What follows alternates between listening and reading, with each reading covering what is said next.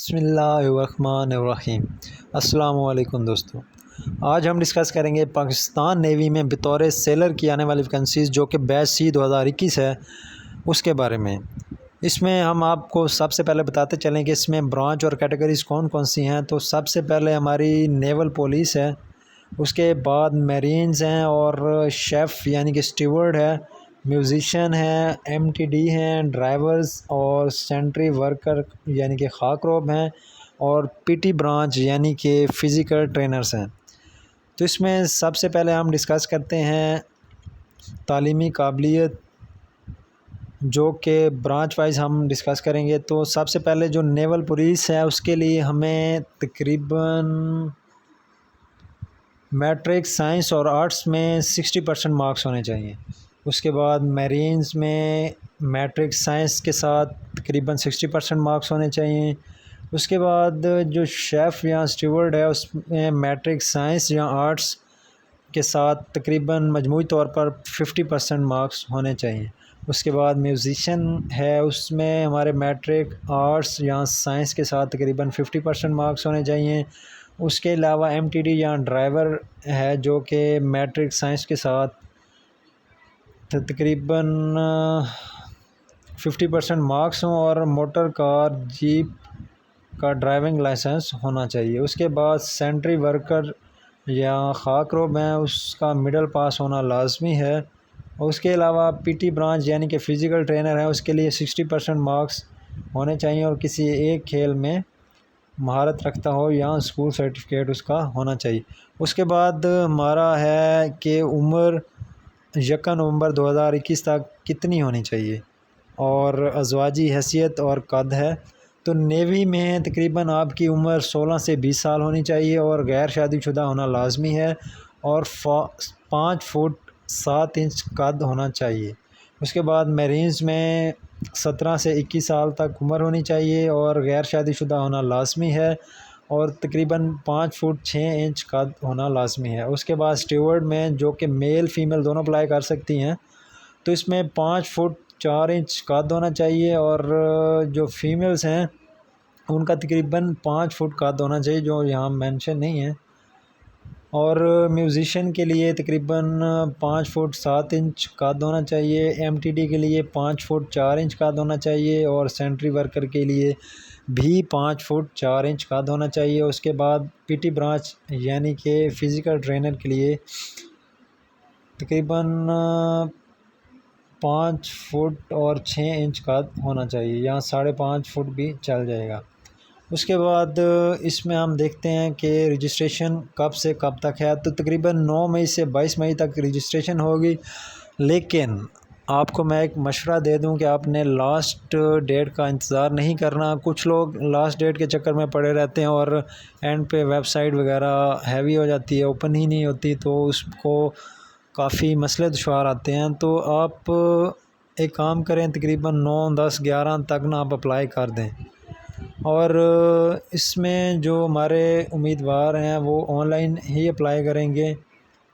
اس کے بعد جو پی ای ٹی سے کامیاب امیدوار ہوں گے، تقریباً ان کا طبی معائنہ اگست اور ستمبر 2021 تک ہو جائے گا۔ اس کے بعد جو سہولیات ہیں ان کو ہم ڈسکس کرتے ہیں۔ جو کہ مرد حضرات اس میں اپلائی کریں گے، ان کے لیے تنخواہ اور الاؤنسز کے علاوہ ملازمت کے دوران ریٹائرمنٹ پر پرکشش مراعات اور سہولیات میسر کی جائیں گی، اور ملازمت کے دوران مفت کھانا، رہائش اور یونیفارم ملے گا۔ دوران ملازمت انشورنس کا تحفظ ہوگا۔ شادی کے بعد فیملی رہائش الاؤنس اور دیگر مراعات بھی ملیں گی۔ ہوائی جہاز اور ریل کے سفر پہ 50% رعایت ہوگی۔ والدین، بیوی اور بچوں کا ملٹری نیوی کے ہسپتالوں میں مفت علاج ہوگا۔ کورسز اور ڈپوٹیشن پر بیرون ملک جانے کے مواقع ہوں گے۔ Submarine, S S G navy اور ایویشن ایئر کرو برانچز کے لیے 40% اضافی الاؤنس اور راشن ہوں گے، اور اس کے علاوہ بہترین تعلیمی سہولیات ہوں گی، اور ریٹائرمنٹ کے بعد بحریہ فاؤنڈیشن میں ملازمت کے مواقع بھی مل سکتے ہیں۔ تو اس میں جو نااہلیت ہے، مسلح افواج کے تربیتی اداروں سے نکالے اور برخاست کیے گئے جو لوگ ہیں وہ اس میں اپلائی نہیں کر سکتے، سرکاری ملازمت سے برطرف شدہ افراد بھی اپلائی نہیں کر سکتے، کسی قانونی عدالت سے اخلاقی جرم کی بنا پر سزا یافتہ لوگ بھی اپلائی نہیں کر سکتے، اصل تعلیمی اسناد میں تحریف کرنا اور درخواست فارم میں مطلوبہ معلومات کو چھپانا یا غلط معلومات دینا یا دوہری شہریت کے عامل بھی اپلائی نہیں کر سکتے۔ اس کے بعد جو اس میں ٹریننگ کا آغاز ہے وہ تقریباً نومبر 2021 تک ہو جائے گا، اور جسمانی استطاعت یعنی کہ PET کا جو امتحان ہوگا اس کے بارے میں ہم جان لیتے ہیں۔